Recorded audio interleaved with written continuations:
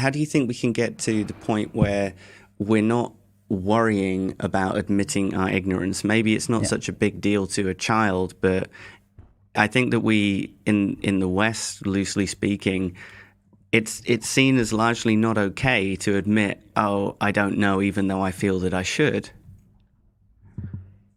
Yeah, so I mean, you can see what a great tool to control other people that is. Yes. And you can see how little real freedom you have and how little real ability for peace or intimacy or honesty with other people you have while that bullshit's running in you. Now, let's step back and think about it like this for a minute. Let's think about the field of the knowable and the field of the unknowable as ontologic categories. Well, let's think of them as epistemologic categories for a minute. Can you explain So, to our audience what the difference is? yeah, so ontology is in philosophy the inquiry into the study of what is fundamentally real, what exists. And epistemology is how do we know?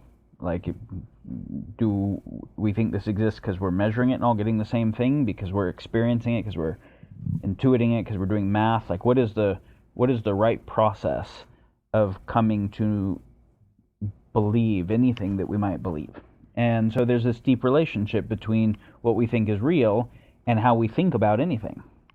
And so those are some of the deep categories in philosophy. So let's think about the knowable stuff and the unknowable stuff. Now, Heisenberg set a limit on knowability at the quantum mechanical level, right? Said the position and the momentum of a quantum particle are not simultaneously knowable. And here's the big deal. It wasn't an epistemologic limit. It wasn't we just can't get enough information about it. It was an ontologic limit. They don't both exist at the same time. At the level of the quantum, it does not actually have a fixed amount of momentum and a fixed amount of position. It has something weirder than that, like a probability distribution about how much of those things it has. And so there is a limit to the knowable. And then you say, okay, well, how many quantum particles are there in the universe? And what are all the interactions between them? And how much unknowable is there from that? And it's like, okay, that's a profound set. And Gödel's incompleteness theorem set a limit on the knowable when it comes to mathematics, right? The foundational axiomatic set of math is infinite. Well, you can't know infinite shit. The knowable is always finite. But the unknowable is infinite.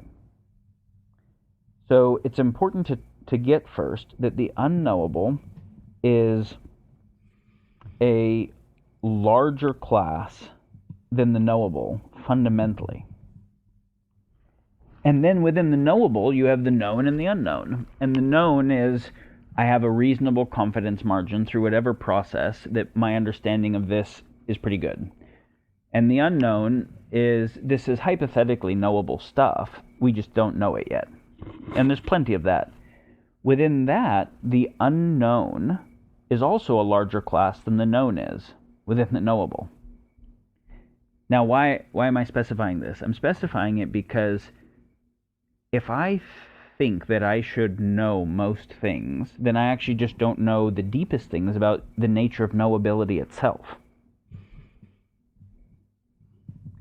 And so that idea, like, oh, someone asked me something I don't know, there's something wrong with me, like, to just realize how ridiculous that fucking thought is. Yeah, and it's... Oh, on you go. And to instead say, okay, well, there is an infinite class of things I don't know and couldn't know. And then there's a bunch of things that I could know that I don't, and that's forever. And that is fascinating, right? That is enthralling. It's like you get to touch a sense of awe in that. And so I think that reframe of just really getting how vast reality is and how complex and how deep, and then being able to have a totally different humility in relationship to it. There's an emotional and even spiritual element to this. I think that people find, or I've found, if you study something in depth, when you go into the subject at first, you can make all sorts of strong and sweeping claims because you don't know enough to know how complicated it is. And that's quite exciting. And then the more that you learn, you realize, uh-oh, I feel like I have to equivocate over everything all the time because everything's so complicated. I wish I could go back to when I knew less.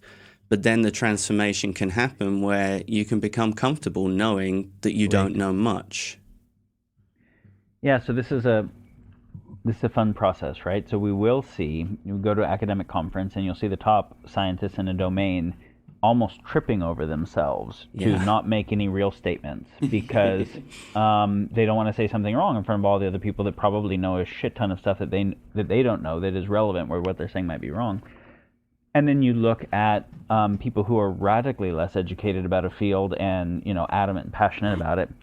So now I basically shared half of the story. So one half is, this is a fun story. So related to the knowable and the unknowable, and the known and the unknown within the knowable, our subjective relationship has to do with certainty and uncertainty. And think about it like this: in the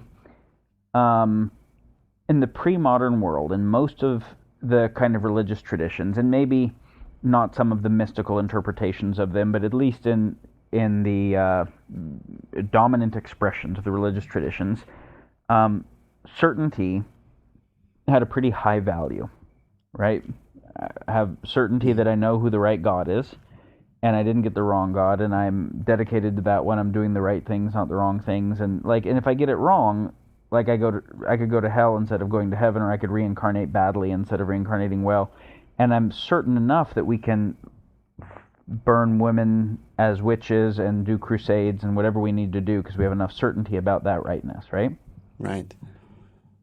Now, science started to emerge and have a lot more success in really important things like aiming cannons, and practical physical things, which is actually part of why it proliferated and won.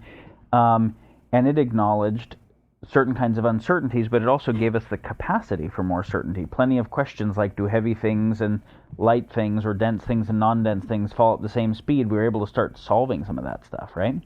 And Earth being round or flat, and so even though within the philosophy of science, the purely uncertainty holding it is very deep, a lot of people carried the kind of emotional orientation towards certainty into the way they did science and wanted to be pretty sure that the universe started with the Big Bang, and matter first, and biology and consciousness emerged from neural networks, and this isn't actually the philosophy of science. It's actually an emotional structure of associating certainty with security and value, and associating uncertainty with insecurity, fear, and lack of value, which is an emotional and existential bias leading to a cognitive bias. So then postmodernism saw these flaws, and it said, shit, look at all the things that we fucked up in the name of over-certainty. All the things we were certain about we were wrong later. Even within the sciences, when we were pretty certain we had it almost all figured out around the time of Maxwell's equations, and modern physics fucked it all up. And that's just happened so many times. We really shouldn't ever be certain about anything, because historically we've been wrong about all of it. And whenever we were over certain, we could do really terrible stuff. And so then postmodernism said we should actually embrace uncertainty about everything, and kind of all certainty. And of course I'm radically simplifying all of pre-modernism and then modernity and then postmodernity, but a move towards embrace uncertainty, and any idea, any narrative is just one narrative and isn't fundamentally true, and we don't know. And so then it kind of pathologized certainty and made uncertainty laudable. And I think both of those are untenable. And, we can actually see some major problems in the world from certain interpretations of postmodern that have led to the post-fact world that have led to increased likelihood for strongman leaders to come in a post-fact world. But I would say part of maturity is having a mature relationship with certainty and uncertainty inside of ourselves.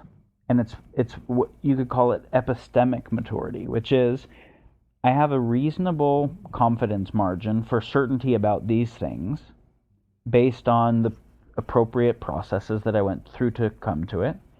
And I have less confidence margin about these things, and I have no confidence margin about these things, but my security in universe and my self-worth aren't coupled to any of it.